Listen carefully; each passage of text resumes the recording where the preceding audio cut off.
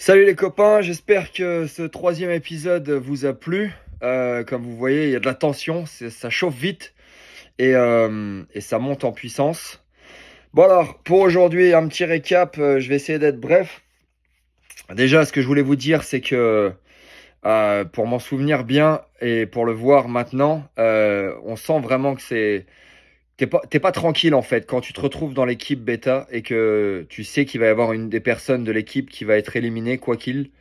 C'est vraiment pas drôle. Et toutes les heures qui se passent entre le moment où tu sais et le moment où il va y avoir un vote pour l'élimination, c'est des heures de stress et c'est des heures qui sont pas agréables. Voilà.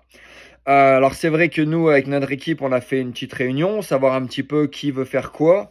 Moi, honnêtement, j'ai pas de recul sur à cette phase du jeu, j'ai pas de recul sur les stratégies et sur les calculs de qu'est-ce que les autres vont penser. Mon choix, il a été fait à l'affect, même si je connais pas Greg plus que ça.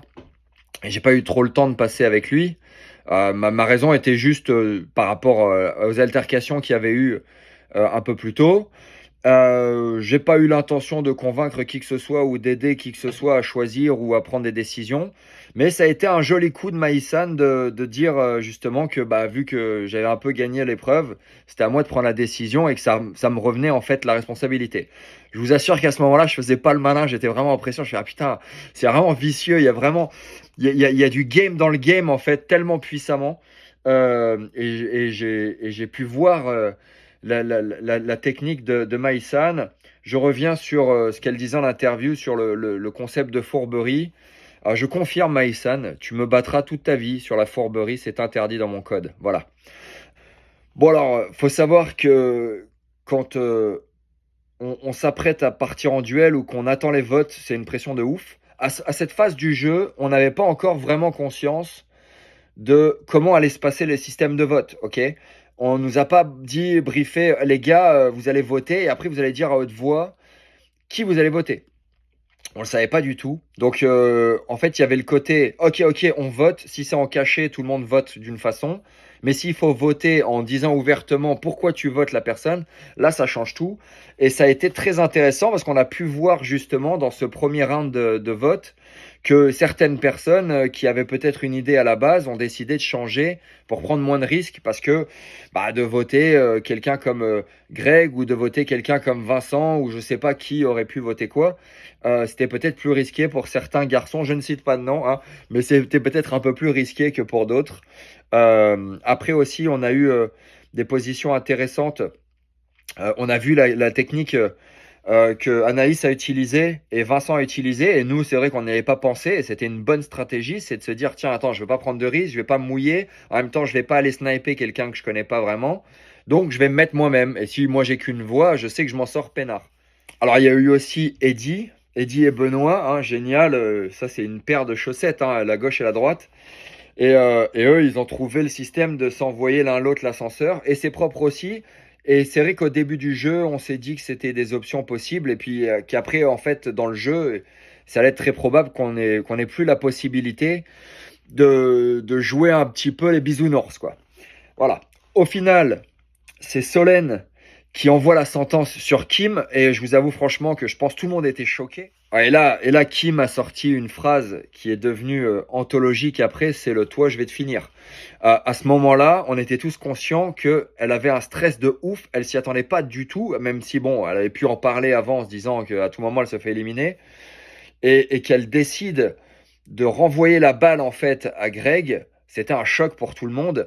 Et ça a mis encore plus toute l'équipe dans du sérieux et de la compétition.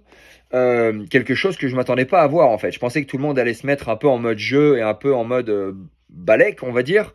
Alors qu'en fait, non, là, premier soir, bam, tout le monde est là, prêt à se tirer dessus, qu'à la balle réelle, quoi. Donc voilà. L'épreuve sur les allumettes n'était pas si facile. Après, c'est toujours plus simple quand on est un peu en retrait ou sur le canapé, hein, on est d'accord. Faut savoir quand même que pour nous, on ne voit pas l'épreuve. C'est-à-dire qu'on n'a pas vu sur l'écran. On n'a aucune idée de ce qu'ils ont en face. Ce qu'on voit, c'est leur tête, leurs expressions, la position de leurs mains et de la proximité du buzzer. Mais on n'a aucune idée de ce qui se passe. Jusqu'à ce qu'on ait la réponse à la fin. Voilà. Alors aussi, Je voulais revenir sur un élément que Greg a mentionné et que je trouve vraiment pertinent. Il dit qu'il a bloqué. Et en fait, ça, c'est un mécanisme limite instinctif. C'est-à-dire que tu es dans une situation, tu n'as pas vraiment la réponse, il y a la pression, il faut faire un choix. Tu sais que si tu fais le choix, tu vas perdre un point si ta réponse est fausse. Et en fait, psychologiquement, c'est un peu le fight or fly. Donc, quand tu es dans un affrontement, soit tu combats, soit tu pars en courant. Et la troisième réponse, c'est soit tu es tétanisé, tu t'arrêtes. Et ton cerveau, il est congelé. Et je pense que ça nous est un peu tous arrivé. Et la sensation est pas fun en fait, parce que je pense que Greg avait complètement la réponse. Sauf que au moment où il est devant, c'est tellement oh putain, l'enjeu il est important que le cerveau se bloque et que après on n'arrive plus à calculer un plus un quoi. Et bon, vous verrez que c'est pas arrivé qu'à lui. Voilà. Au final, avec la lettre la plus tranchante, c'est Kim qui gagne. Je vous avoue franchement que pour ne plus parler beaucoup français dans ma vie, à part avec les enfants, la lettre la plus tranchante, je le perdais le point sans problème. Bon voilà, bravo. C'était bien joué pour Kim, qui revient après un gros Lucky Luke en mode face-off au milieu de la rue entre, tu vois, les saloons et tout. Et puis Greg qui est parti tout de suite. Bon, c'est dommage. Moi, j'avais pas l'intention qu'il sorte de la maison. Je voulais juste lui mettre un petit coup de pression parce que j'avais pas trop apprécié qu'on lave son linge en public. C'est pas ce qui se fait chez moi. Mais voilà, je lui souhaite bonne route et je sais qu'il a des magnifiques projets devant lui.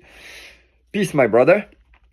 Sinon, on voit Nabil, un petit départ sur Mélanie. Bon, un petit départ, c'est un A380. Ça va être très intéressant à voir.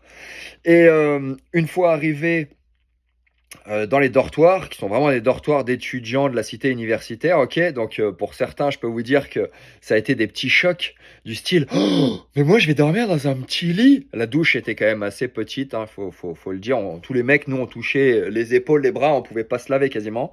Mais bon, c'était une expérience qui était marrante et puis ça va, c'était pas non plus pendant 6 mois. Je me suis retrouvé dans la chambre avec Toto et Nabil, super équipe. Ça m'a permis de commencer à créer une relation avec Toto, qui, vous le verrez par la suite, un petit peu au moins, est devenue une super relation. Et aujourd'hui, c'est mon frère d'amour. Et Nabil, avec qui maintenant, voilà, j'attends qu'un truc, c'est d'aller en Belgique pour aller faire des haltères avec lui, quoi, tu vois, histoire de prendre une petite leçon de pousser de poids. Voilà, Nabil, je t'aime aussi. Et voilà, je finirai ce petit débrief sur la relation de Benoît et d'Eddie, qui est à la base pas prévue. Bon, je pense que oui, la prod avait vu venir le duo, mais je vous dis franchement, il n'y a que des pépites qui viennent d'eux. Les deux ensemble, moi j'aimerais un show à la télé, sans mentir.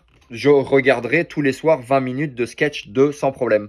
Donc voilà, s'il y en a d'autres qui sont intéressés à essayer de monter un projet comme celui-ci en mettant Eddie et Benoît sur une scène ensemble, venez, je suis prêt à sponsoriser une partie et si vous voulez être plus nombreux, on peut faire un truc sympa.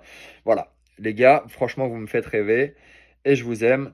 Et je vous remercie pour avoir regardé cette vidéo. Je vous souhaite une magnifique soirée, journée. Et voilà, on se parlera demain à la suite de l'épisode suivant. Ciao à tous.